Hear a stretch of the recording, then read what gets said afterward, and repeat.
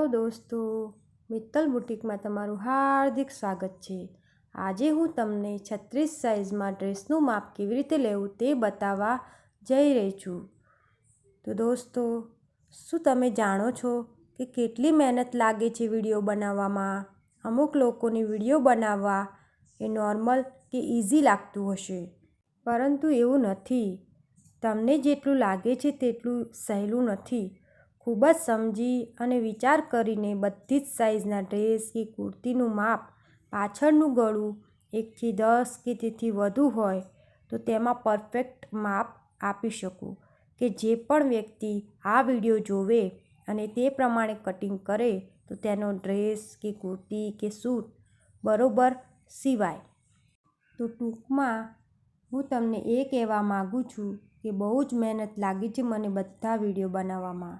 तो ચાલો वीडियो ज़्यादा लंबी न करते हुए वीडियो शुरू करिए।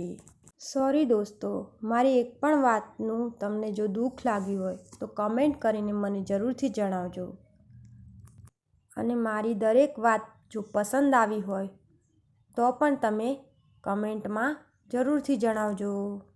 તો 36 સાઇઝમાં ડ્રેસનું માપ કેવી રીતે લેવું તે હવે આપણે વિસ્તારથી સમજીએ। તો 36 સાઇઝમાં શોલ્ડર સાઈડનું ગળું 3 ઇંચ લેવું, અને આગળનું ગળું તમે તમારી પસંદગી પ્રમાણે લઈ શકો છો, 6, 6.5 કે પછી 7 ઇંચ।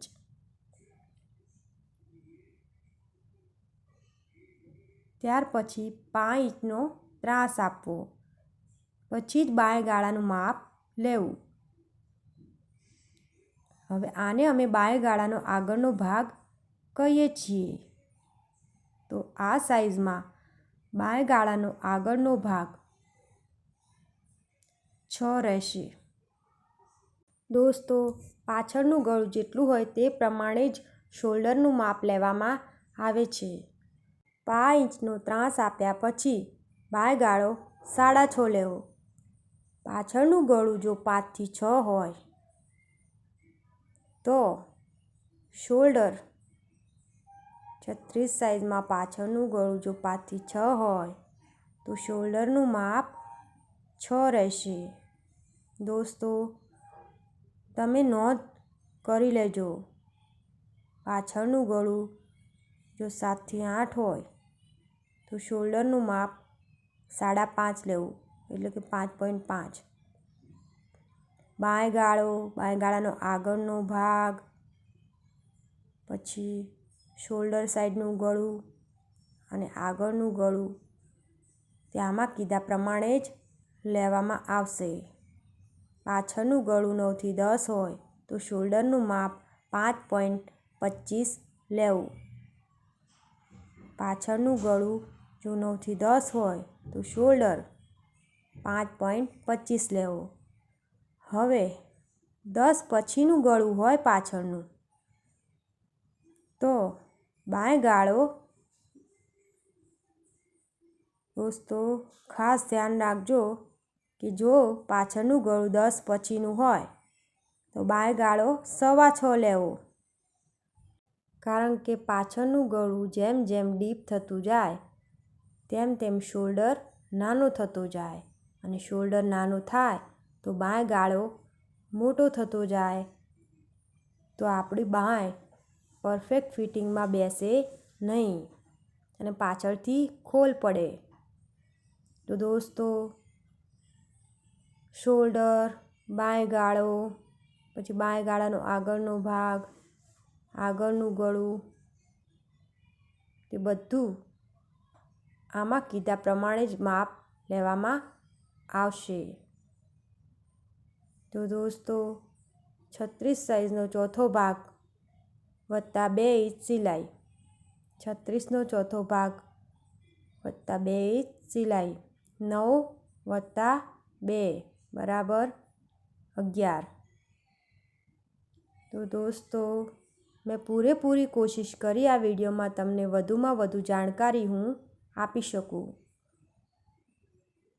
તો તમે એકવાર ટ્રાય કરીને જરૂરથી જોજો, અને તમે ટ્રાય કરીને જોયું હોય તો કમેન્ટ કરીને જરૂરથી જણાવજો કે તમને મારો આ વિડીયો કેવો લાગ્યો. દોસ્તો, વિડીયોની શરૂઆતની વાત સાંભળીને તમારા મગજમાં જે પણ વિચાર આવ્યો હોય, જે પણ, તે તમે કમેન્ટ કરીને મને જણાવી શકો છો.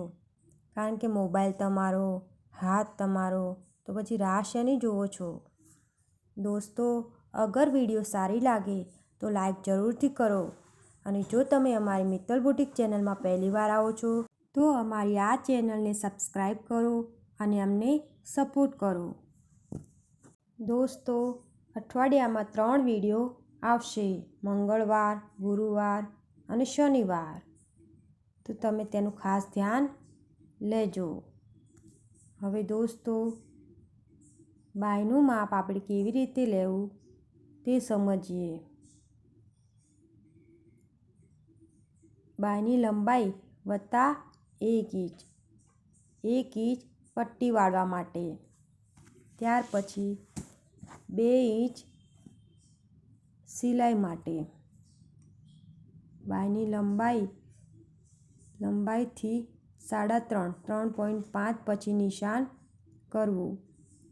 અને ત્યાં નિશાન કર્યા પછી 7.25 એટલે કે 7.25 પછી જ બાયનો શેપ આપવો. તો દોસ્તો, 36 સાઇઝમાં 7.25 પછી જ બાયનો શેપ આપવાનો રહેશે. તો આ રીતે તમે કટિંગ કરશો તો તમારા ડ્રેસ કે કુર્તી કે સૂટનું પરફેક્ટ ફિટિંગ આવશે. તો દોસ્તો, અઠવાડિયામાં 3 વિડીયો આવશે, મંગળવાર, ગુરુવાર અને શનિવાર. તો તમે તેનું ખાસ ધ્યાન રાખજો. બધી જ સાઇઝના ડ્રેસનું ગળું, બાયગાળાનો આગળનો ભાગ, બાયગાળો કેટલો લેવો તે જાણવા માટે તમારે બધા જ વિડીયો જોવા પડશે. અને દરેક સાઇઝનું માપ અલગ અલગ વિડીયોમાં જોવા મળશે. દોસ્તો, બધી જ સાઇઝના ડ્રેસમાં પાછળના ગળા પ્રમાણે માપ લેવામાં આવે છે. પાછળનું ગળું જેટલું હોય તે પ્રમાણે બાયગાળો, બાયગાળાનો આગળનો ભાગ અને શોલ્ડરનું માપ લેવામાં આવે છે. તો દોસ્તો, બાયગાળાનું માપ હું હંમેશા 5 ઇંચનો ત્રાસ આપ્યા પછી જ લઉં છું. તો તમે તેનું ખાસ ધ્યાન રાખજો કે 5 ઇંચનો ત્રાસ આપ્યા પછી જ બાયગાળાનું માપ લેવું. બધી જ સાઇઝના ડ્રેસમાં, ટોપ કે કુર્તી જે પણ હોય. તો દોસ્તો, વિડીયો અગર સારી લાગે તો લાઈક જરૂરથી કરજો. અને જો તમે અમારી મિત્તલ બુટીક ચેનલમાં પહેલી વાર આવો છો તો આ ચેનલને સબસ્ક્રાઈબ કરો અને અમને સપોર્ટ કરો. વિડીયો જોવા માટે તમારો ખૂબ ખૂબ આભાર.